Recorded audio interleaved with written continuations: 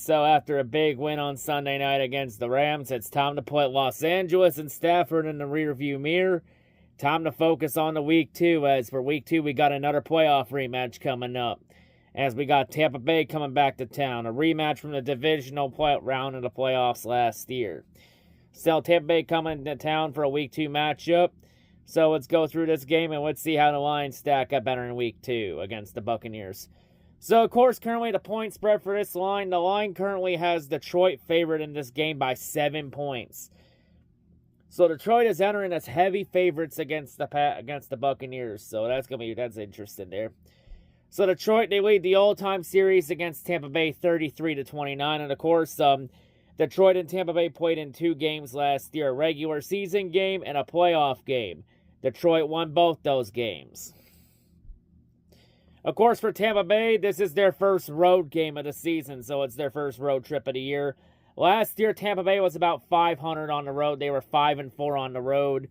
Detroit, of course, won their only home game of the season last week against the LA Rams, of course, in overtime on Sunday Night Football. So, yeah, Lions currently 1-0 at home, as Detroit still looking to go undefeated at home as well, to prove that Ford Field is the new home field advantage in the NFL, and the new hardest stadium to play in the NFL, because it's loud as fuck. But of course, for the Buccaneers, the key players, of course, on offense, you have a quarterback, Baker Mayfield, which Baker, it's really hard to get a gauge on when Baker has expectations. Like, when Baker doesn't have expectations and everybody writes him off, he's always good. But every time he has any amount of expectations placed on him, he always struggles. It was seen in Cleveland and Carolina. But last year, he had a pretty good bounce-back season and win Tampa Bay. Like, I was actually pretty good for Baker. I'm proud for him. And of course, for the running back core, Rachaad White will be anchoring that running back core for the Buccaneers. The receiving core, of course, is headlined, of course, by Mike Evans and Chris Godwin. They do got Trey Palmer in there, along with Cade Otton at tight end. Set for the D-line, well, the D-line's anchored by the likes of William Golston and Vita Vea. Of course, Khalid Kancey, he's questionable for this game with a calf injury.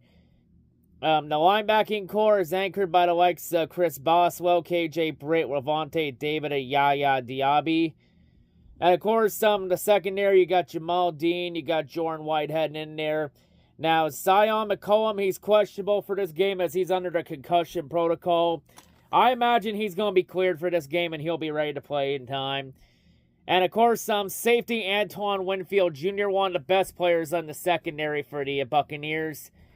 He's going to be out for this game. It's already confirmed that he is out for this game with a foot injury. And that's a big blow. That's the leader of the secondary. That's a big blow there. And I should also mention one more thing real quick. This is also a revenge game because this is Carlton Davis's first game against his old team since being traded from the Bucs to the Lions in the offseason. So Carlton Davis going to be looking for a big game against his old team to get one up on him. Of course, the head coach of the squad is Todd Bowles, who looked pretty impressive, who looked pretty solid last year, but still around a 500 coach. Of course, the offensive coordinator is Liam Cohen, and the Buccaneers have no defensive coordinator. I believe Todd Bowles and many others take turns calling the defense. And we're not going to go with the current offense and defense rankings right now because you can't really gauge that off one game. So we're going to still use the 2024 3 rankings for it. So, of course, the Buccaneers offense last year was the 23rd ranked offense in the league. 17th in the pass game, but they were tied for 31st in the run game. So they were around one of the worst run units, but passing game, they were middle of the pack. The defense was the 23rd ranked defense. They were 29th against the pass, but they were a top 5 unit against the run. So running the ball is going to be very hard to do, especially against that front set, against that defensive front when you got Vita Vea in there. And it also depends on if Khalid Kancey is cleared or not to play. You know, that would be a bit of a blow to the D-line if Kancey can't play. But Vita Vea is really damn good. So I think obviously the big keys to the game is, I think you get Amon-Ra and St. Brown more involved in, after Amon-Ra's pretty bad game last week against the Rams. where Amon-Ra was effectively a no-show in the game. Like, I think after last week, I think Amon-Ra St. Brown's going to have a monster game against the Bucs. You know, he's going to be looking to bounce back after what happened. You know, I think get J-Mo more involved, especially in space. You know, get Jameson Williams involved. You know, get him in there. You know, especially get him in space. Let J-Mo build off his first big boy game last year. So J-Mo can continue to put up yards. So he can continue to put up in this crucial year for him. You know, also get Sam Laporta more involved. Even get Jahmyr Gibbs maybe involved in the pass and the run game. You know, keep running that rock with David Montgomery. And hopes he keeps bulldozing people down like he was in overtime against the Rams. You know, also, O-line, you know, they got to do a better job of protecting Jared Goff. I mean, they did a good job of that late in the game against the Rams, but, you know, the O-line's got to compete for 60 minutes. So, I think the big key part here is the Lions need to put together a full 60-minute game. You know, they did pretty good for the most part. You know, hopefully some of that rust is knocked off in week 1. And then this team can slowly start playing up to its potential as the season goes on. You know, defensively, just got to keep getting pressure. Shut down Mike Evans and Chris Godwin. You know, stuff that run, get pressure to Baker Mayfield and see if Baker struggles again. Because I don't think this Buccaneers offense is ready for this Lions defense, especially with how the defense performed pretty well against Stafford and the Rams. You know, the Lions defense did a pretty good job against them. But I think the one thing, though, the defense needs to do is the defense also needs to be more disciplined in this game.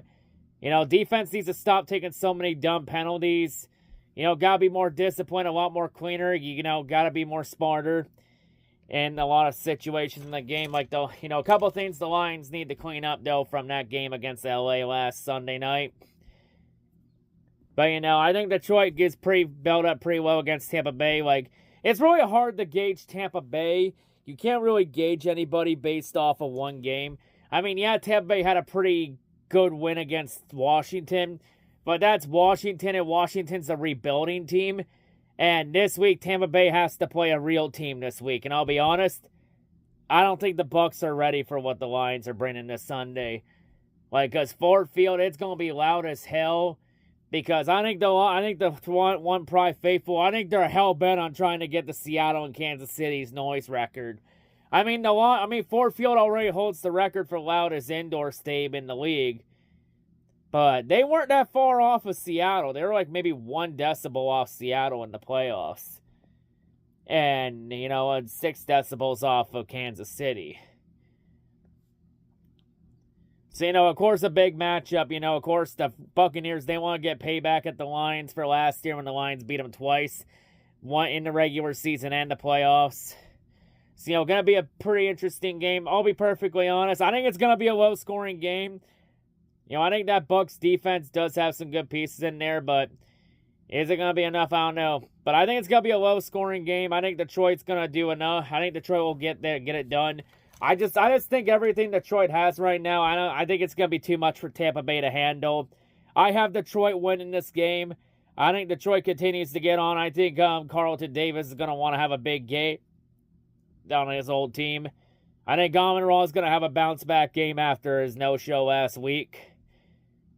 And yeah, I got the Lions winning this game. I think they win it by a score of 21-18. I have the Lions winning by 3 points.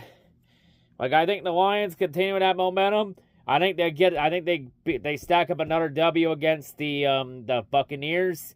Get another one up on Tampa Bay. I think Detroit goes to 2-0 this year because both teams, they enter this week 1-0. Sadly, only one of them can go to 2-0. Somebody's losing this Sunday. And spoiler alert, Tampa Bay, it ain't gonna be us. And Tampa, I forgot one more thing to say. Acknowledge your reigning, defending, undisputed NFC North heavyweight champions of the world, the brand new Detroit Lions. And if you aren't acknowledging the Lions now, you will be after this Sunday. So yeah, I got the Lions winning. Another big game, another playoff rematch from last year. Let's get this W, go to 2-0, get one up on Tampa Bay, continue to stack it up, and maybe try and pull away in the NFC North, because this week looks pretty favorable for the Lions to pull away in the North. You know, Green Bay's going to be out without Jordan Love for 6 weeks, which that's unfortunate for Jordan Love. You never want to see somebody get injured. At least that injury wasn't too severe, thank God. You know, Chicago's got to play Houston. Chicago's going to get completely shit stomped by the Texans. I know you had the Vikings got to play the 49ers this week. I know you had the Vikings are going to get shit stomped by the Niners. See, I think it's a big week here. I know if Detroit does their job against Tampa Bay and everything plays out right, Detroit could be in sole possession of first place in the NFC North. And relax, Bears, Vikings, and Packers fans. Lions at the top of the North is where they belong. Because after this Sunday, the champs will be right back in their rightful place at the top of the throne in the NFC North. All I said to Bears and Vikings is I hope you enjoyed last week. Because this week, it's time for you to get dick punched right back to reality. And it will start with Detroit handling their business against Tampa Bay, and then you all get sunk back down to reality. Because some of you Bears and Viking fans have been a little bit out of line. Time for you to get put back in your place. But anyway, let's go get this W against Tampa Bay, and let's go handle our business, go to 2-0, and let's continue that march to New Orleans for the Super Bowl 59. With Kendrick Lamar doing the halftime show. Interesting choice. At least it's somebody that's actually relevant in society today, I guess. But yeah, anyway, let's continue the momentum, and let's continue to build off of last week, clean some things up, and let's get that W against Tampa Bay. That's all I gotta say. See y'all later. I'm out. Go Lions.